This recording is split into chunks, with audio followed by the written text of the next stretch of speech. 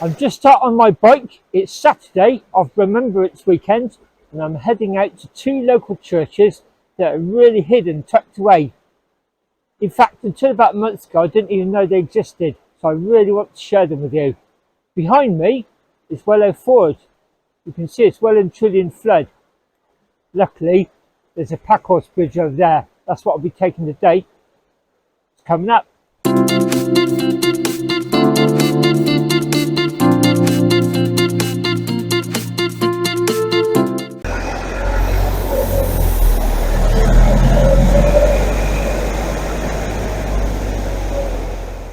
If you think I'm a snowflake for not riding through that, even the cars are coming up over this packhorse bridge.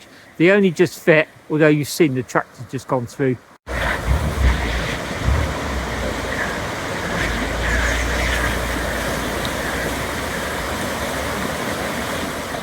I'm climbing out of the Wellow Valley on this lovely quiet lane, and I'm actually passing through a SSSI area at the moment, a site of special scientific interest.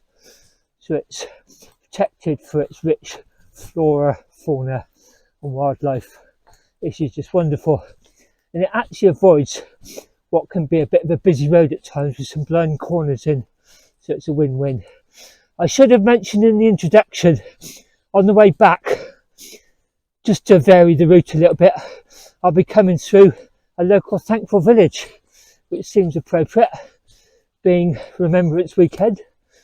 Gosh, whenever the sun breaks through, it really is very, very warm.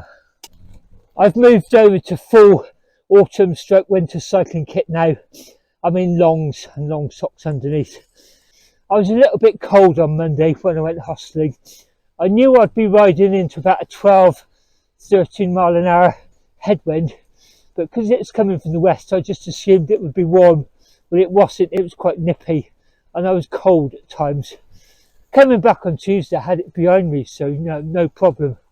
But it has made me go into longs, and I'll be in longs now probably until next spring. I've climbed out of the Wellow Valley into the village of Norton St Philip, and you actually come out of North Street, right opposite the George Inn, which is claimed to be one of the oldest pubs in the country, if not the oldest. Literally done about a quarter of a mile on this B road. I'm heading down there towards the first church at Laverton. You can see in brackets it says Laverton Lane, but this is like the pivot point of the ride. When I come back, the thankful village is Tellisford, so when I come back I'll be coming back in that way. So in several hours time I'll be back here. Meantime, down there to St Mary's Church at Laverton.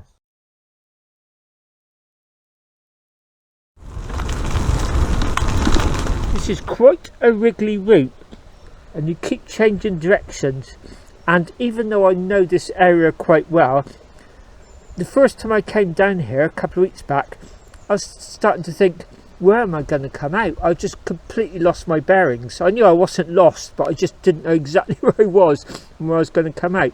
And this is a good example. We're now going to take a sharp right here and curve round over that hill towards Laverton. So a lovely little lane is running right alongside this fast flowing stream. As you can see, we've still got a bit of wriggling round to do until we get to the church, St Mary's at Laverton. We're coming in to the very small hamlet of Laverton. It's dominated by a big farm. In fact, I was reading up last night, this is all Duchy of Cornwall land round here. I didn't realise that. And there is the church, 20 past 10 it says. It'd be so easy to ride by and miss that by Manor Farm.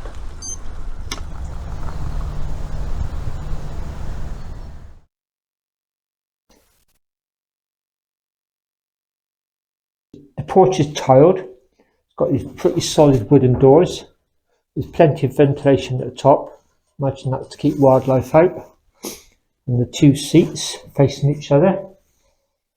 I found out the other day, quite often legal business would be done in porches, whether that's transactions between farmers and customers or landowners, I don't know. And that arch is of significance. I've got the web page up, so I'll talk to a bit of it with you when we get inside. So first off, Here we are.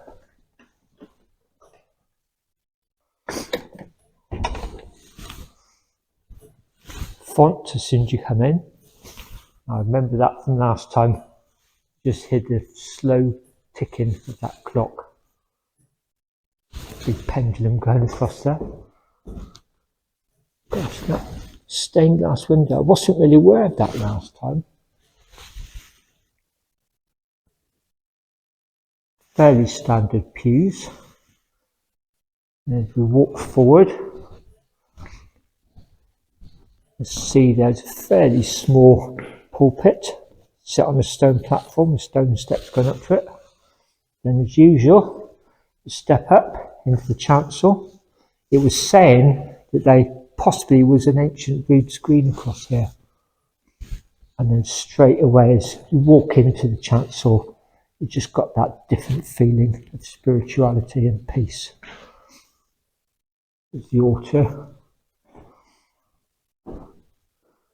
Lovely stained glass windows. Then looking back down the aisle, back into the nave, see a very whitewashed black beams going across, and just that slow ticking of the pendulum. I mentioned the other day that I'd seen a talk on the Church's Conservation Trust website on how to read a church, and it really sparked some interest in me. It wasn't too detailed, which I liked. So I've been going back through it, as I always do with things of interest, taking notes and just trying to absorb it in and not too much in one go. So a couple of points of interest. I mentioned at St David's the other day, the longitudinal axis is normally west to east. East would be facing the sunrise, so it symbolises rebirth and hope. And quite often you'll get the stained glass windows there which flood the light down into the chancel. Quite often the font is just inside when you come in, and the aisle is leading you towards east, towards the chancel, the place of more higher worship. And the talk suggested it's almost leading you like the gangway on a ship. In fact, the word nave for this part of the church where the worshippers sit is actually Latin for ship. Now, I guess that's where navy comes from. It's almost leading you forward, isn't it, to the front, the important part of the vessel. And the lady giving the talk was really interested. She was saying churches are packed with meaning. Once you just understand some of the basics, it just seems so obvious. I mean, for instance, the spire is pointing heavenwards. And the east side of the church is quite often where you'll get stained glass or paintings of hope, whereas further back in the north and the west, quite often if there's pictures, it'll represent doom. If you think along the axis, east and south being more important, the right hand side of the church is seen as good, the left hand church less so, even bad. The Latin word for left, sinister. So there's a booklet here about a brief history of the church. It's also on the internet. I made sure I'd locked onto this page before I got here. That's a habit I do now. I always get the relevant page up before I arrive at a church, just in case there's no signal. It says, the earliest parts of the church date from Saxon times, and many changes have been made in successive generations. The church comprises a chancel, a vestry and a nave, with a porch on the north side.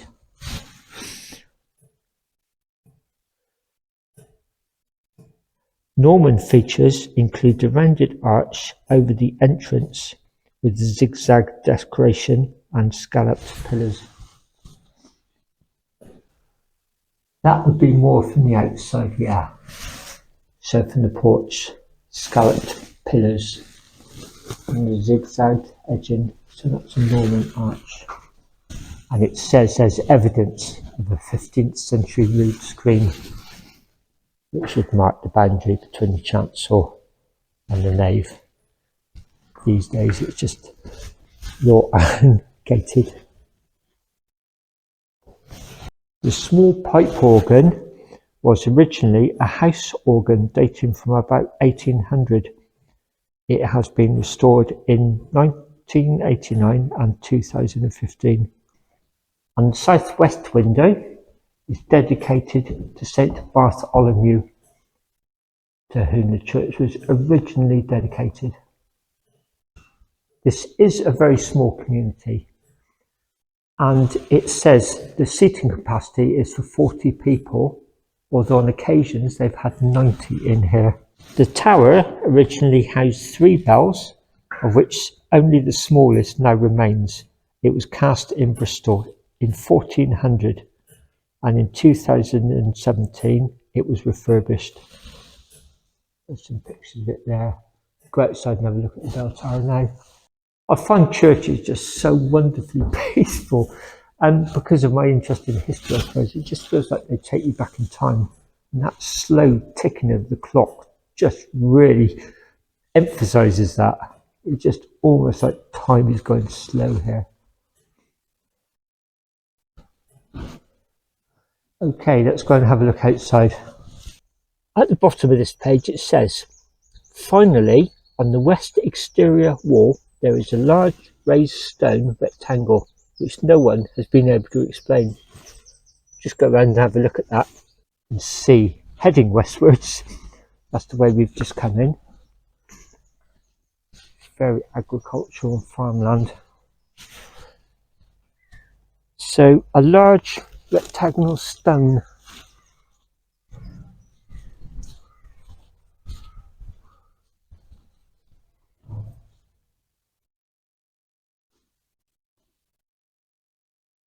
That's it, I'm guessing. There's the clock up there which says it's 20 to 11.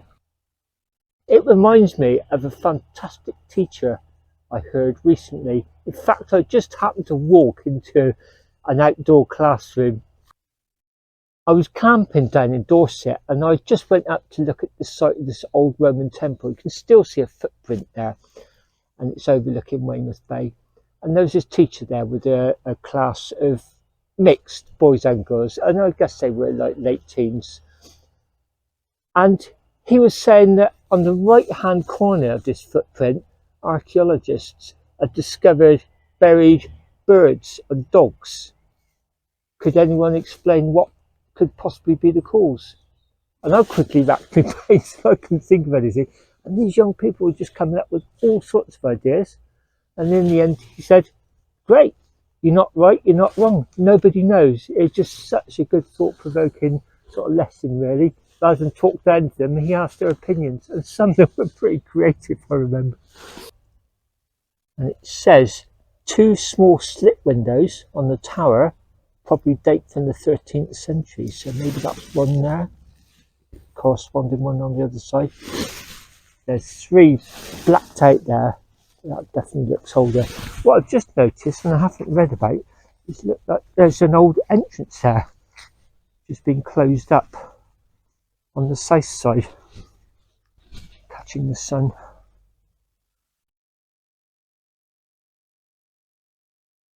What I can hear is just farm vehicles and activity, tractors, some farm engineering in there, and bird song.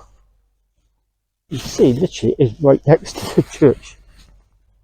As I also discovered, and I referred to it at St David's the other day on the way back from Youth Hostel, I didn't realise churchyards are also designed facing eastwards towards the rising sun and new birth, so the deceased's feet facing eastwards.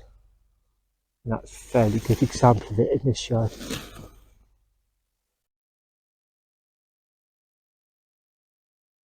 Just about to see the lane now where I came down. This is St Mary's, Laverton. Great to find. Now it's time to head to our second church, where there's some box pews, and I'll try and explain to you why some of them are so very high and why they went out of fashion.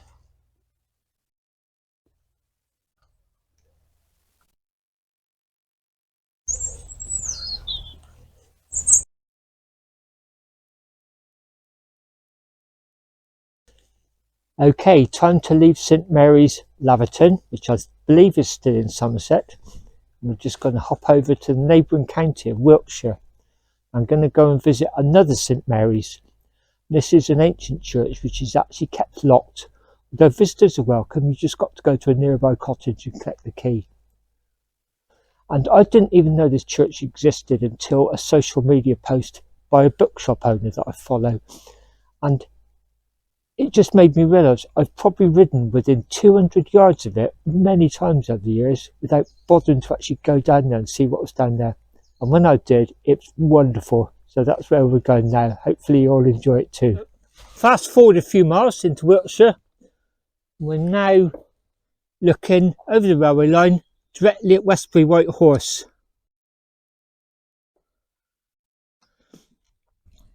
There used to be 13 white horses in Wiltshire.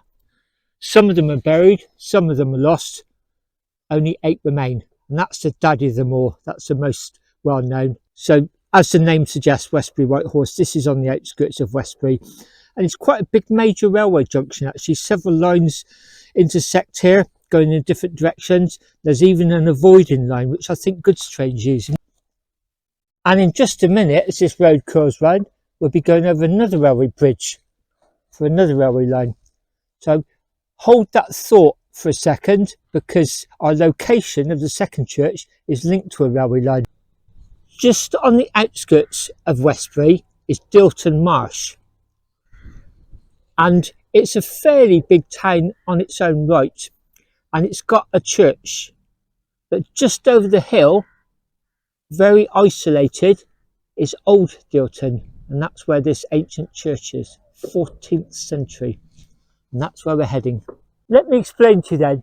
This is Hisomley. So this is a road I'm very familiar with. When I'm heading down to, say, Warminster or Salisbury, and I just want to get distance done as quickly as possible, or conversely, if I'm on my way home, I want to get home as quickly as possible, I could literally do this without any assisted navigation. I've done it so many times before. And part of this route I know so well in both directions, does a right hand turn in this direction, obviously left coming back the other way, but just beyond that junction, I'd never been down there to the best of my knowledge until literally a couple of months ago when I went down to find this church, and I just couldn't believe I'd ridden so close to a complete gem so many times without knowing it was there. And within a few hundred yards, here is that junction. So I'm dropping down to this lovely woodland. I just turn right to head down towards Upton Scudamore, skirt round the edge of Warminster down to the Wylye Valley and Salisbury. So my only concern here really has just been, don't take this corner too fast. You can see it's quite leafy and slippery. But just down there, we're going to pass under that railway arch, and just literally around the corner is 14th century church. And this is one of the small railways south of Westbury, which is heading down to either Portsmouth or Weymouth. And here we are, just beyond it, St Mary's Church, right next to the River Biss, in this stunning location. You can imagine, I said to myself recently, how have I never been here before? The church is kept locked, but visitors are welcome. To gain access, we've got to go to a local premises and collect the key. Before we go in, you'll see its location. There's the railway bridge there, there's the railway embankment there, going towards Westbury, and it's by this bridge right over what's called the River Biss. I think it's not much more than a brook or a stream. It's got that lovely slow running water sound. It looks very clear. Just such a delightful location, it really is. Right, let's go inside. And this church is managed by the Churches Conservation Trust. St Mary, Old Dilton. As referred to before, this would be the east side. That would be the chancel in there. The south side, churchyard, and then the porch facing south. In fact, while we're at the porch, I'll just repeat what I said the other day, that I just thought porches basically just shelters or some sort of, preamble before going into the church, which they probably are as well. But they used to be places for legal business, because I think most people know churches in olden days were sanctuaries. Even once you got to the churchyard, you were offered sanctuary. So they must have had their own sort of legal system, their own legal domain. And business was conducted in porches, which is why the seats were either side. People did business.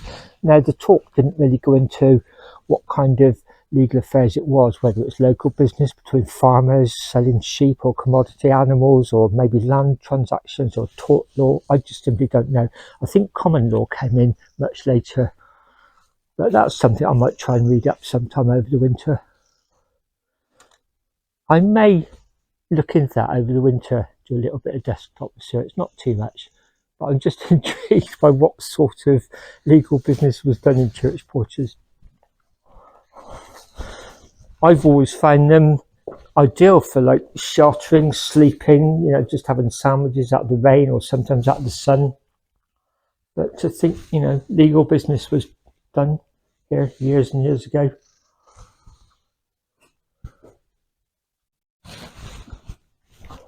This is the south side, bathed in glorious November sunshine. And it's quite well known locally for its quirky tower. Some compare that to an upside down ice cream cone. And again, all the graves facing eastwards. It's funny, isn't it? Once you spot something, it just you notice it all the time. I've been and collected the key. It's quite a chunky key it is as well. Now, your natural assumption, mine was, it would be for the porch door, but it's not. It's for the chancel over there. Taking my hat off, here's the key. I'm going to go into the chancel door here.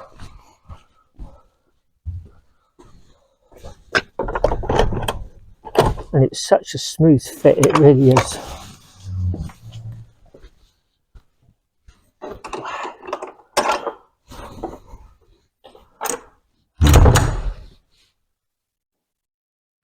First thing that strikes you is just how bleached the pews are. And here's the box pews. Quite cool in here as well, even though the sun's flooding in that side. You're at this almost boundary here where you can feel the coolness of the air that side and the hint of warmth coming through that side. So it's nearly all box pews here. There's the font at the back. Fairly hefty porch door. Great stone arch around it. And the tablet there. Some locals. Underneath lies the body of William Butt, who departed this life 5th day of August 1766, aged 45 years. That gives you an idea of the longevity in those days. Lead-line font, no cover over it. I'll get the page up shortly, but first of all, just sort of wander around, show you around, give you my thoughts. I'm fairly sure there must be a fairly sturdy structural pillar behind that. But again, it's got all this bleach wood. Oh, there's a bell rope there. Not going to pull it. Let's have a wander up into the rear gallery.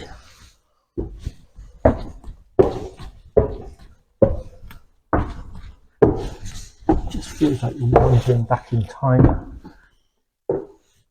Pews up here. Candle holders with little wax. A crossbeam there, place in the roof. Looking down into the nave, up towards the chancel. Wonderful ecclesiastical arches.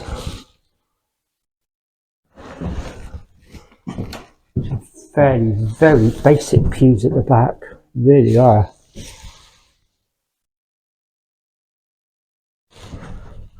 Okay, let's go downstairs. And these box pews, I mean, to me, it was obvious straight away they were for groups, and the obvious group would be the family unit.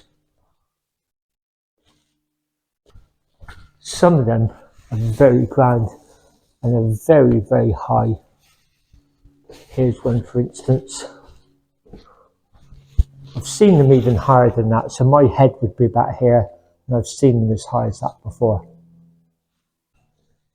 Just wander up into the pulpit and give you an idea of the view from here.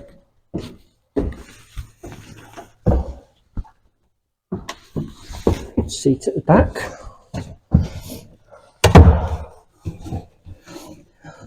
And that's probably for people like me who are a bit shorter. That's looking down on the pews. So most of this church are the original box pews. And there's a gallery there above the chancel. And according to the church's Conservation Trust page about this church, there used to be a classroom there along with a fireplace. That probably looks like it there, white on the wall with the plaster shine. And it reminded me of that church at Hemmington recently, where there was a fire in the 1800s, at the turn of the century, I think 1899 maybe it was, which set light to the roof and damaged it beyond repair. They had to replace it. I was thinking of fire in churches with all this wood. I mean, that won't get by health and safety these days, would it? Back to the talk. This is from the best of my memory. If I've got it wrong, I'll go home and maybe put some corrections on the screen. But the lady giving the talk, who's really interesting, said traditionally there were box pews in churches for families. Clearly you'll want to sit with your family and friends, wouldn't you? But they were based on wealth. The wealthier people would have the bigger box pews, and sometimes they would want privacy and they would have a very, very high wall on them. So it's not a case that they couldn't see out, they didn't want other people looking in. And often these box pews for the wealthy were passed down through inheritance, it would pass down through the next generations. It would be part of their actual estate. And other people would hire them. They're just a bit like a beach hat. But it would be their property. So they and they only could use them. People who couldn't afford box pews would have to stand. So you can see the obvious problem really, can't you? She was saying that sometimes, on occasions, there'd hardly be anybody in the box pews. They could possibly be all empty, and the congregation was stood up, cold, uncomfortable. And so eventually they were replaced by communal pews, so everybody in the church could sit. So I guess it's a kind of first come, first serve, isn't it? But even these days, most people recognise that you would want to sit in groups of family or friends. So yeah, that's the story behind the high wall of the box pews, because they were really starting to puzzle me. Why would you have it that high? And from here, I could see that would probably be the property of someone very, very wealthy. They want the privacy from other people looking in, but they can see quite clearly up at the vicar or the priest giving the sermon, and it would be bathed in light from the south. And then possibly the less well-off people would be over there in the north. I love this little hinge stool, that's great. It's even got a cut-out look, so you don't bash your knees into it. Somebody's been scratching their lip. Is that 1804?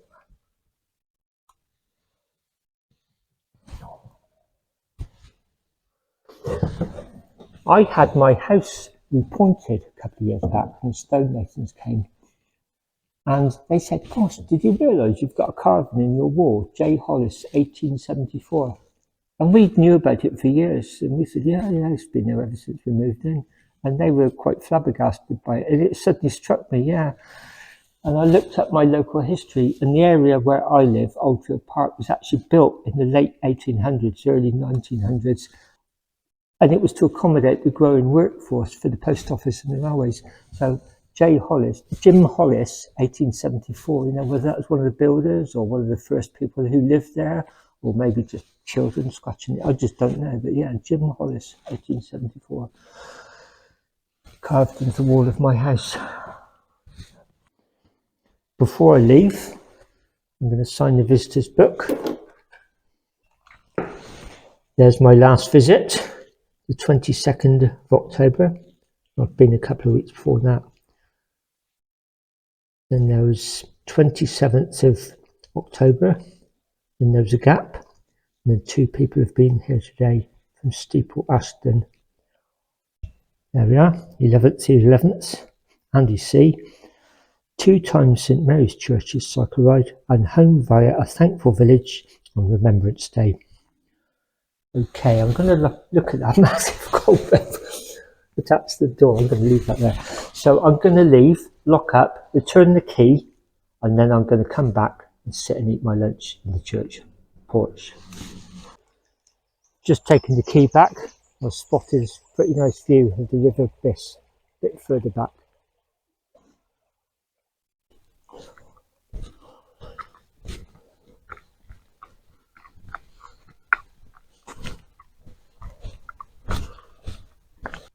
Now it is just about to flow under this road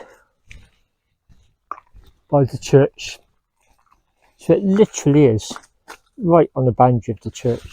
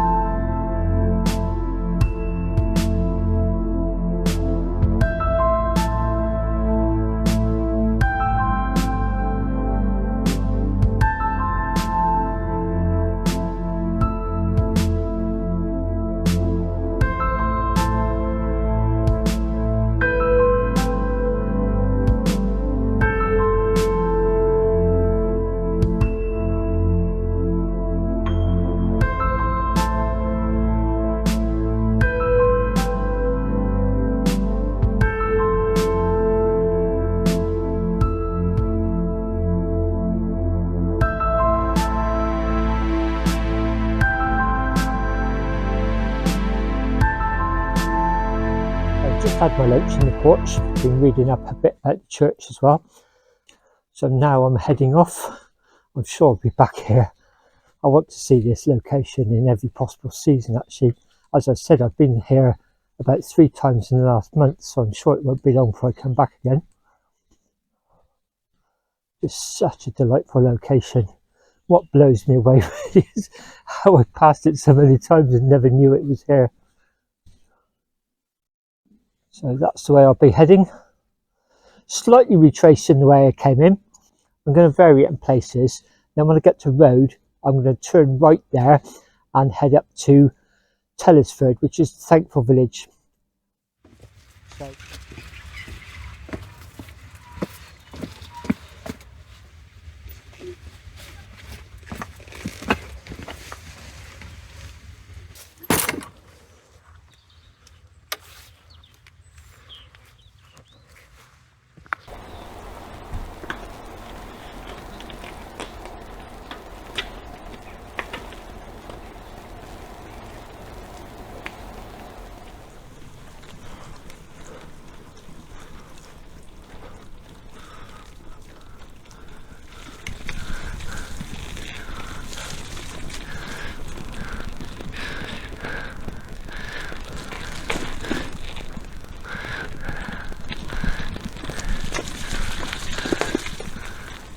I'm now passing through the village of Road, and at the moment I'm copying in reverse the route I took out. But as I cross the River Froome, rather than carrying on this main road, I'm going to do a sharp right there, and that'll take me up to Tellisford, the thankful village.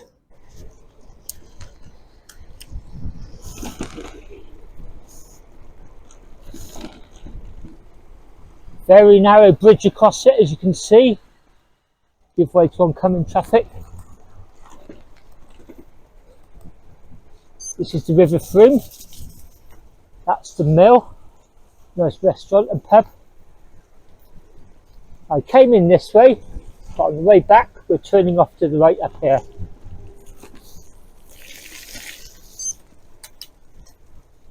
As in the Brecons the other day, you just hear running water all the time at the moment because of the amount of rainfall we've had recently.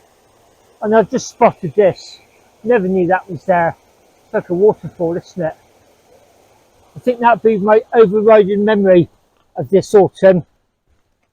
You see just little streams running down off the fields. That'd be flowing into the River Froome just down round the corner down the hill. I'm on my way home back to Bath from St Mary's Church, Old Dilton. I came up from Dilton Marsh that way, road, and I'll be turning left, heading to Norton St Philip that way, just as an alternative route back to Bath rather than a straight out and back. As you see, this is a no-through road. Been along here once, dropped down to the river, and it looks like there's an old ford there, even footpaths going up the other side. So hence the name of this village, Tellisford. And this is one of 54 or 57, depending on which source you go by, thankful villages. Sadly, there's none in Scotland or Ireland, they're only in England and Wales. Thankful villages are where every single person, man and woman, who went off to serve in the First World War returned home safely.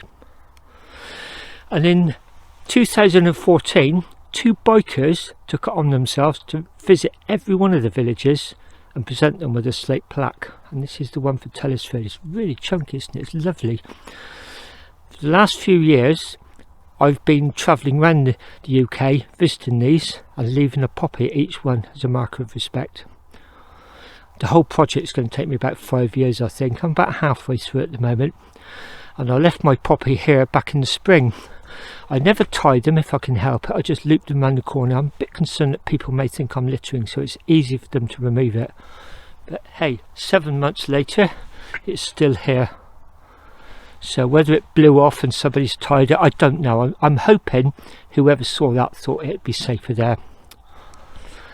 Next June, I'm actually doing a cycle tour in the north of England to visit another tranche of them. I'll be getting the train to Leeds, riding up the east coast as far as, well, up past Newcastle, and then crossing the Pennines and coming into Lakeland and going down that way, finishing off at Manchester. I'll be visiting another, I think it's about a dozen, and it'll be round about the exact same mileage as I did this summer, complete coincidence. So that's my plans for next June.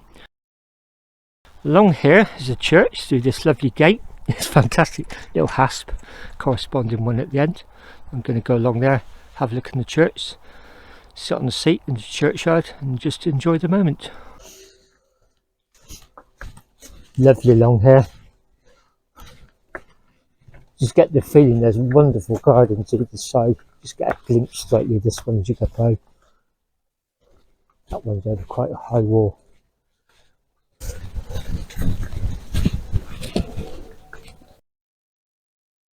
Gentleman just leaving.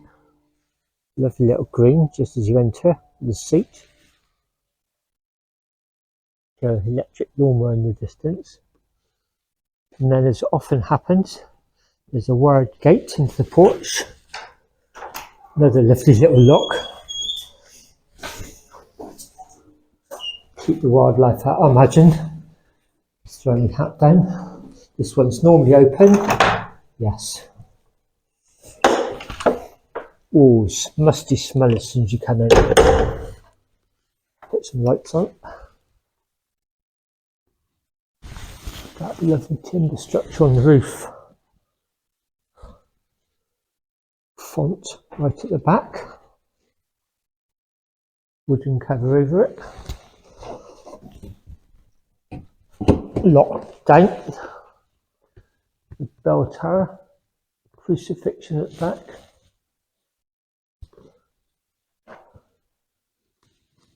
Fairly standard pews. It's nice in carving. Walk forward. Lectern. Wooden steps up to a wooden pulpit on a stone platform. And there's this wooden screen up into the chancel. Straight away you notice this is bathed in more coloured light. Looking back into the nave, the organ, all the pigmented pipes. Tellisford All Saints, very grand altar. And as I was referring to earlier on, the talk I listened to, they said a common rule, it's not always but often, the east facing window facing the sunrise in the chancel, it's normally the stained glass windows will be sort of depicting hope.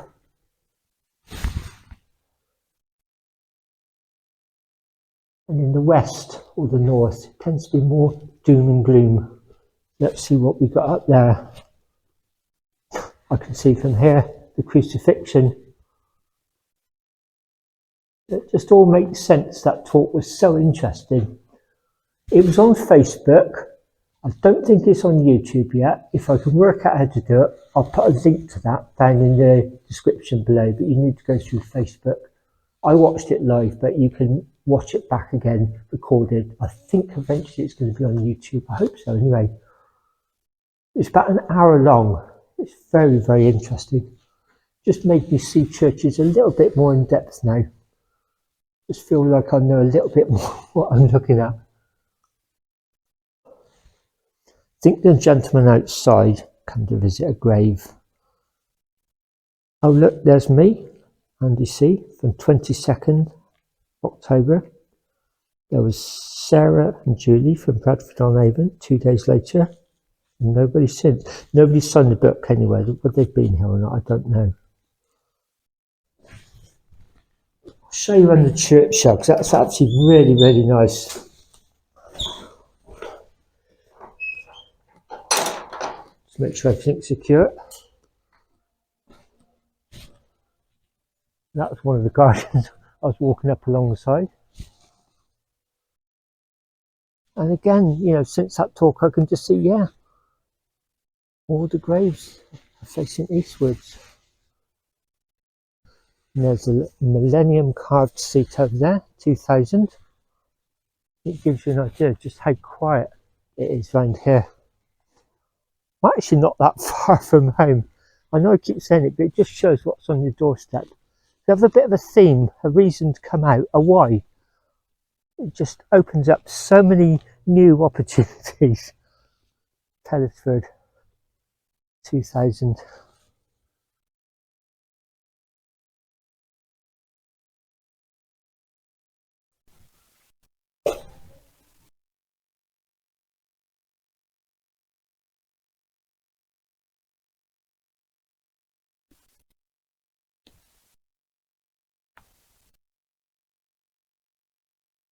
Just check the time and it's coming up to 3 p.m. I'm going to head home. Lovely seat. I had a picnic on that back in the summer. I'll be doing that next spring, I think. So I'll be going back to that junction, about a mile or so back to Norton St Philip. I'll complete the circuit I've done, then I'll head down into Bath, probably just on the main road, down to Midford, then back to my house on the 2 tunnels, which is along the old Somerset and Dorset Railway traffic-free cycle and walking path.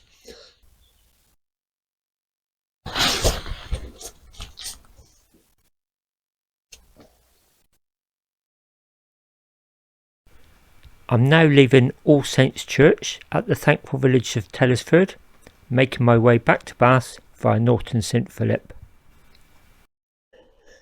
Come to this lovely little wooded area. You can just hear the overpowering noise of traffic. That's because we're approaching the A36, the Bath to Salisbury Road. We're going to be crossing it very shortly. I can hear the A36, but I can't quite see it yet. Then when we cross it, it's about another half a mile into Norton St Philip. Here is the A36.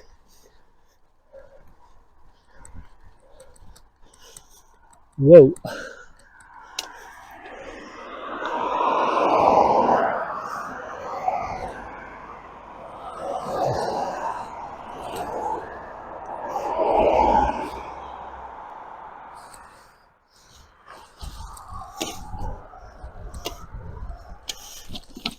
Sometimes I can be a couple of minutes at that junction, it can be so busy. Just quite a nice convenient gap in the traffic there.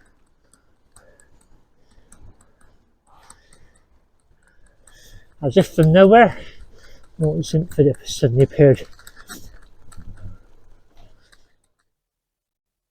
And suddenly you come around that corner, you're back at the junction, Norton St Philip. That's where I've been. Big circuit, back here. Hope you've enjoyed coming around this Saturday afternoon amble with me, visiting two ancient churches and a thankful village. Seemed very appropriate on Remembrance Day. It's getting on for 3:30 p.m, so I'm going to make my way home now. If you got this far, as usual, thank you very much for watching. See you next time. But I really need to disappear.